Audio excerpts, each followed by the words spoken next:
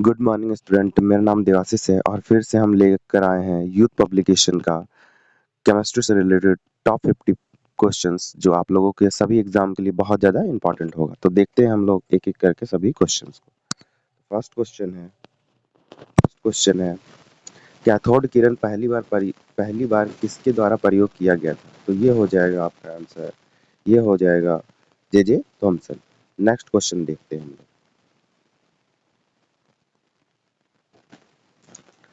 Next question आपके screen पे है।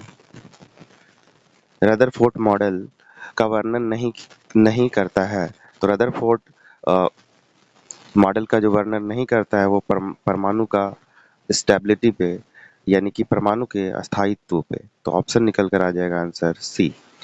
नेक्स्ट क्वेश्चन है रदरफोर्ड परमाणु मॉडल में अल्फा कण डैश पर प्रक्षेपित होते हैं। तो ये सोने की एक पतली चादर थी उस पे। क्लियर। नेक्स्ट हम लोग देखते हैं रदरफोर्ड के अल्फा कणों के प्रकीर्णन प्रयोग के परिणाम स्वरूप किसकी खोज हुई थी? तो हुई थी परमाणु के नाभिक की। क्लियर। नेक्स्ट हम लोग देखते हैं रदरफोर्ड में अल्फा कणों को एक पतली डैश पर डाला गया था। तो अभी तुरंत पढ़ाए सोने की पन्नी पे। क्लियर। बोर के एटम के मॉडल की अभिधारणा के अनुसार क्या होता है जब एक इलेक्ट्रॉन ऊर्जा के फोटोन को अवशोषित कर लेती है? तो क्या होता है? यह अगले बाहरी कक्षा में जाता है। नेक्स्ट देखते हैं परमाणु का नाभिक मॉडल पहली बार किसके द्वारा खोजा गया था? तो ये थे अर्नेस्ट रदरफोर्ड। नेक्स्ट हम लोग देखते हैं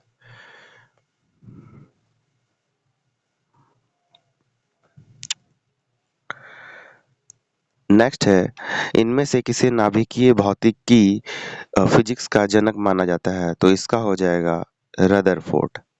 नेक्स्ट क्वेश्चन देखते हैं, ये सारा यूथ पब्लिकेशन का क्वेश्चन है।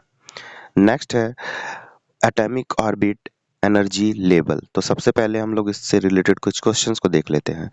किसी परमाणु के कक्ष में समायोजित किए जा सकने वाले इलेक्ट्रॉनों की अधिकतम संख्या को किस सूत्र से दर्शाया जाता है? तो ये हो जाएगा 2 to the power n whole square. Clear.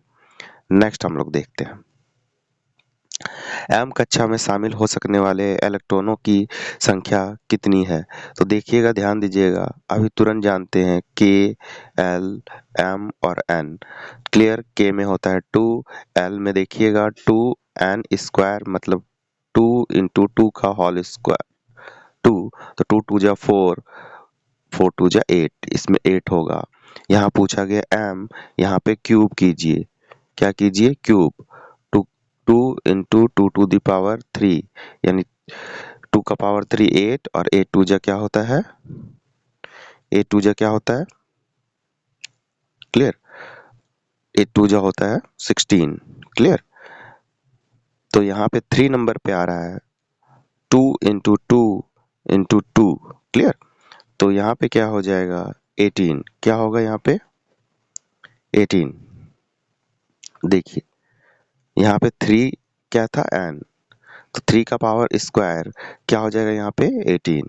Next हम लोग देखते हैं एम सेल में समायोजित किए जा सकने वाले इलेक्ट्रॉनों की संख्या क्या होगी? तो इलेक्ट्रॉनों की संख्या क्या होगी? इलेक्ट्रॉनों की संख्या 18 होगी। अभी तुरंत पढ़े। नेक्स्ट क्वेश्चन एन कोश में समायोजित किए जाने वाले इलेक्ट्रॉनों की संख्या क्या होगी? तो ध्यान दीजिएगा के, एल, एम, एन। तो एन हो गया मेरा कितना? 4 प्लेस पे। तो यहाँ पे लिखेंगे 2 इंटू 4 का पावर स्क्वायर। तो 4 का स्क्वायर 16 और 16 इंटू 2, 16 इंटू 2 क्या हो जाएगा? 16 सॉरी 16 इंटू 2 क्या होगा? 32। तो जो आंसर निकल कर आ जाएगा यहाँ पे 32। क्लियर। जो आंसर निकल कर आ जाएगा 32। नेक्स्ट क्वेश्चन की तरफ मूव करते हैं।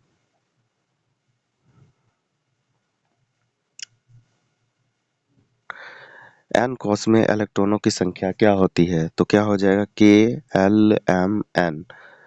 अच्छा, फिर से वही क्वेश्चन है। तो देखिए एन 4th प्लेस पर है यानी 4 का स्क्वायर कितना हो जाएगा? 16 और 16 टू जा क्या हो जाएगा? 32। तो आंसर निकल कर आ जाएगा 32। नेक्स्ट देखते हैं तीसरी कक्षा को सेल के रूप में निरूपित किया जाता है।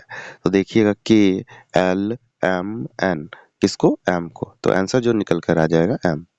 नेक्स्ट देखते हैं तीसरे सेल में इलेक्ट्रॉनों की अधिकतम संख्या डैश होती है। तो तीसरे सेल में इलेक्ट्रॉनों की अधिकतम संख्या 18 होती है। नेक्स्ट चलते हैं। किसी परमाणु के K कोष में समायोजित किए जा सकने वाले अधिकतम इलेक्ट्रॉनों की संख्या कितनी होती है? तो ये क्या हो जाएगा? 2। क्या होगा? 2। नेक्स्ट हम लोग देखते हैं।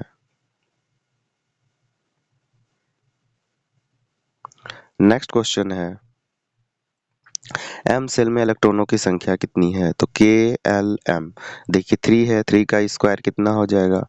9 एंड 9 2 जा क्या हो जाएगा?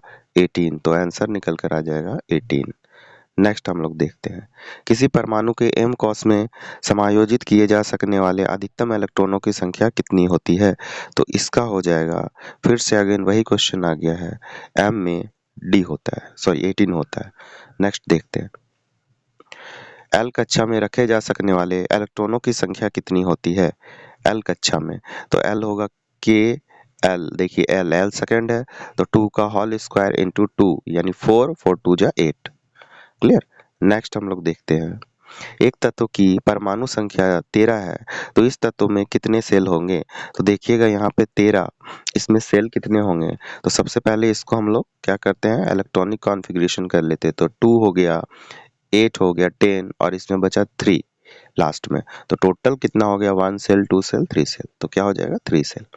नेक्स्ट हम लोग देखते हैं ऊर्जा के चतुर्थ स्तंभ में समायोजित किए जा सकने वाले इलेक्ट्रॉनों की अधिकतम संख्या कितनी है? तो इसका हो जाएगा 32। नेक्स्ट क्वेश्चन देखते हैं किसी एक सेल में समायोजित किए जा सकने वाले इलेक्ट्रॉनों की अधिकतम संख्या किस सूत्र पर निर्भर करती है? तो हो जाएगा 2 into n to the power n। Next देखते हैं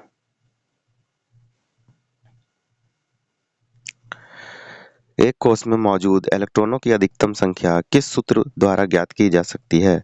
तो फिर से वही क्वेश्चन है, तो आ जाएगा सी। अब हम लोग देखेंगे इलेक्ट्रॉनिक कॉन्फ़िगरेशन। क्लियर। देखते हैं नेक्स्ट क्वेश्चन इलेक्ट्रॉनिक कॉन्फ़िगरेशन यानी इलेक्ट्रॉनिक विन्यास। तो हम लोग इस पे कुछ बात करते हैं अब, ठीक है। तो देखिए फर्स्ट क्वेश्चन है इनमें से किस धातु का इलेक्ट्रॉनिक विन्यास 284 है? तो सबसे पहले हम लोगों का वर्क होगा इसको सम कर लिया जाए 284 को। तो 8 और 2 10 प्लस 4 14। अब देखिए 14 किसका एटॉमिक नंबर है? ये है सिलिकॉन का। किसका? सिलिकॉन का। तो आंसर निकल कर आ जाएगा डी। नेक्स्ट देखते हैं कार्बन के इलेक्ट्रॉनिक विन्यास में शामिल कोषों की कुल संख्या कितनी होगी? तो कार्बन क्या होता है? 6 होता है। तो 6 को हम लोग जब तोड़ेंगे तो 2 और 4 होगा, तो कोषों की कुल संख्या हो जाएगी 2। नेक्स्ट चलते हैं बाह्यतम कोषों में उपस्थित इलेक्ट्रॉनों की संख्या को क्या कहा जाता है? उसको बोला जाता है संयोजी इलेक्ट्रॉन। क्या कहा जाता है? संयोजी इलेक्ट्रॉन। नेक्स्ट देखते हैं हीलियम को छोड़कर सभी नोबेल गैस में सबसे बाहरी कोषों में कितने इलेक्ट्रॉन होते हैं? तो वो होते हैं, ये हो जाएगा डी 8। कितने इलेक्ट्रॉन होते हैं? 8। नेक्स्ट देखते हैं तो नेक्स्ट क्वेश्चन आपके स्क्रीन पे है सर्वाधिक स्थिर या अक्रिय परमाणुओं के बाह्य कोषों में इलेक्ट्रॉनों की संख्या कितनी होती है? तो हो जाएगा 8। नेक्स्ट देखते हैं एक तत्व का इलेक्ट्रॉनिक विन्यास 288 है, यह किस समूह से संबंधित है? तो ये हो जाएगा 8 8 16 प्लस 2 18। क्या हो जाएगा? 18। नेक्स्ट देखते हैं किसी तत्व का इलेक्ट्रॉनिक विन्यास 285 है, उस तत्व का नाम क्या है? 285। तो देखिए 8 प्लस 5 कितना हो जाएगा? 13 प्लस 2 कितना? 15। तो देखिए 15 किसका होता है? तो 15 होता है फास्फोरस का। तो आप लोग देख सकते हैं इलेक्ट्रॉनिक विन्यास, अगर हम लोगों को एटॉमिक नंबर पता है तो इलेक्ट्रॉनिक विन्यास आसानी से लिख पाएंगे। क्लियर। तो देखिए फास्फोरस का एटॉमिक नंबर 15, सल्फर का 16, क्लोरीन का 17, मैग्नीशियम का 12। नेक्स्ट देखते हैं इलेक्ट्रॉनों की वह अधिकतम संख्या जो बाह्यतक कक्षा में रह सकते हैं। तो क्या हो जाएगा? वो सी 8। क्लियर। क्योंकि नोबेल गैस पे हम लोग देखते हैं तो सबसे ज्यादा क्या होता है? 8 रहता है। कितना रहता है? 8। नेक्स्ट हम लोग देखते हैं उन 3 तत्वों का नामित करें जिसके बाहरी शेल में केवल एक ही इलेक्ट्रॉन है। तो इसका हो जाएगा पता है क्या, सब में यम यम लगा होगा। क्या, सब में यम यम लगा है। तो देखिए लिथियम, सोडियम, पोटेशियम, सब जिसके बाहरी शेल में क्या हो जाएगा, 1 1 लगा हो, सॉरी जिसके बाहरी शेल में 1 इलेक्ट्रॉन हो तो यम यम लगा हो, लिथियम, सोडियम और पोटेशियम। नेक्स्ट हम लोग देखते हैं, यदि क्रिप्टन की परमाणु संख्या 36 है, परमाणु संख्या 36 है तो उसका इलेक्ट्रॉनिक विन्यास क्या होगा। तो इसका हो जाएगा 2 8 18 और 8।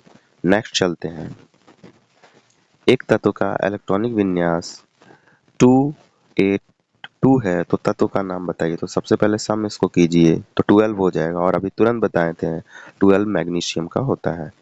नेक्स्ट चलते हैं, मैग्नीशियम परमाणु में इलेक्ट्रॉनों का वितरण होता है तो सबसे पहले आप लोगों को पता होगा 2 से स्टार्ट होता है। तो देखिए 2 और 8 कितना हो गया, 10 + 2 12, तो यही हो जाएगा आंसर, क्योंकि मैग्नीशियम का एटॉमिक नंबर होता है 12। नेक्स्ट चलते हैं, यदि एक तत्व का परमाणु क्रमांक 8 है तो इसका इलेक्ट्रॉनिक विन्यास क्या होगा।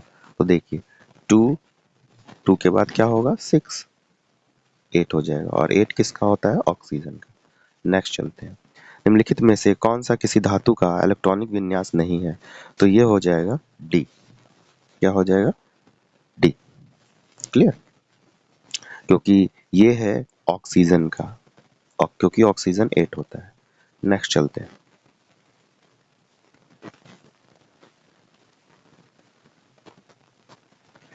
नेक्स्ट क्वेश्चन है, जिस परमाणु की बाह्य कक्षा में इलेक्ट्रॉनों की संख्या पूर्ण होती है उसकी संयोजकता होती है, उसकी संयोजकता होती है, ये क्या हो जाएगा, जीरो वैलेंसी यानी शून्य। नेक्स्ट समझते हैं,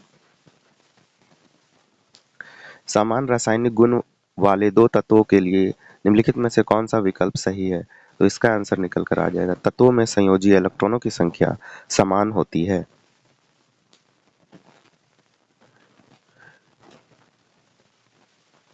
किस तत्व में इसके बाह्यतम कोशों में 2 इलेक्ट्रॉन होते हैं। तो इसका हो जाएगा option number C, calcium. Next देखते हैं, डैश में बाह्यतम कक्षा में पूरी तरह भरी होती है। तो ये हो जाएगा, देखिए ये बाहरी कक्षा जब भी हो जाएगा तो देखिए ध्यान दीजिएगा, इसका जेनॉन हो जाएगा। देखिए जो अ, अक्रिय गैस है उसका सब का क्या हो जाएगा, पूरी तरह इलेक्ट्रॉन बाहरी कक्षा में भरी होती है। जैसे हो जाएगा क्या क्या, जैसे हो जाएगा radon, helium, argon, krypton, xenon. ठीक है, इस तरह से सारा जो भी अक्रिय गैस है सब कुछ होगा, जिसका सब कुछ बाहरी कक्षा में पूरा फिलिंग रहता है इलेक्ट्रॉन बराबर। नेक्स्ट हम लोग देखते हैं, नेक्स्ट क्वेश्चन है, पहले आवर्त में दोनों तत्वों के संयोजी इलेक्ट्रॉन होते हैं। तो क्या हो जाएगा इसका, के कोष में। ठीक है, के कोष में 2 इलेक्ट्रॉन होते हैं। नेक्स्ट समझते हैं, परमाणु क्रमांक 17 वाले एक तत्व नीचे दिए गए किस परमाणु क्रमांक के तत्व के समान समान रखेगा। तो ये हो जाएगा D35। क्लियर, क्योंकि दोनों क्या है, दोनों हैलोजन ग्रुप का ही है। क्लियर, नेक्स्ट समझते हैं, डैश के बाह्यतम कोश में 1 से 3 इलेक्ट्रॉन होते हैं। तो क्या हो जाएगा, धातु। धातु का जो बाह्यतम कक्षा है उसमें 1 होगा या तो 3 होगा, 1 से 3। नेक्स्ट समझते हैं, सबसे बाहरी ऑर्बिट में डैश इलेक्ट्रॉन की संख्या समान होती है। तो इसका हो जाएगा बी। क्लियर, आर्सेनिक और बिस्मिथ, ये पता है ये बहुत ही ज्यादा पॉइजन है। जब हम लोग इसको ऐसे ही अगर गलती से भी खा लिए तो बहुत ज्यादा पॉइजनस होकर मर जाएंगे। नेक्स्ट समझते हैं, डैश तत्व में बाहरी सेल में 8 इलेक्ट्रॉनों के साथ 3 कक्षाएं होती है। तो सबसे पहले इसमें देखिए हम लोग इसको इलेक्ट्रॉनिक विन्यास के थ्रू से समझते हैं।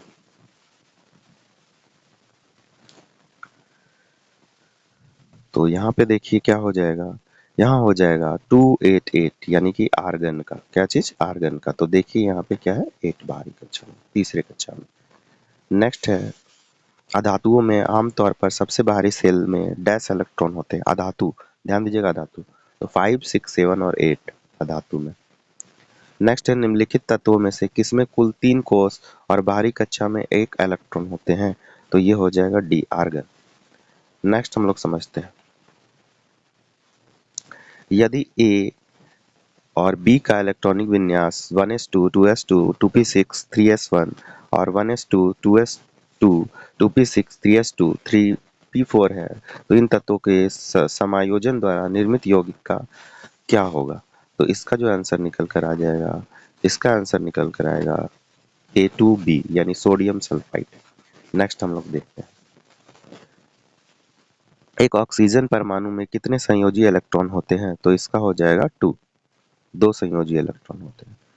नीचे दिए गए तत्वों में से डैश का आकार सबसे छोटा है, तो ये हो जाएगा सोडियम प्लस का। क्या चीज हो जाएगा? सोडियम प्लस का। देखिए,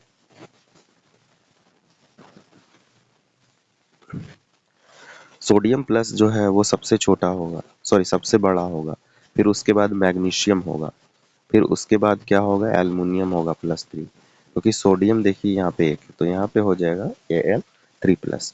क्यों 3+? क्योंकि ये क्या कर रहा है, ये दूसरे को 3 दे दे रहा है, इसीलिए सबसे छोटा है। नेक्स्ट समझिए, इलेक्ट्रॉनिक विन्यास 2,6 वाले तत्व की पहचान करें, तो इसका हो जाएगा ऑक्सीजन। क्लियर? 8 होता है। नाइट्रोजन कितना हो जाएगा? नाइट्रोजन हो जाएगा आपका 7। क्लियर? ऑक्सीजन हो गया, क्लोरीन 17 हो जाएगा। आगे समझते हैं, इनमें से कौन सा धातु का इलेक्ट्रॉनिक विन्यास है? तो ये हो जाएगा आपका 283 यानी कि 13। क्लियर? क्या हो जाएगा? 13।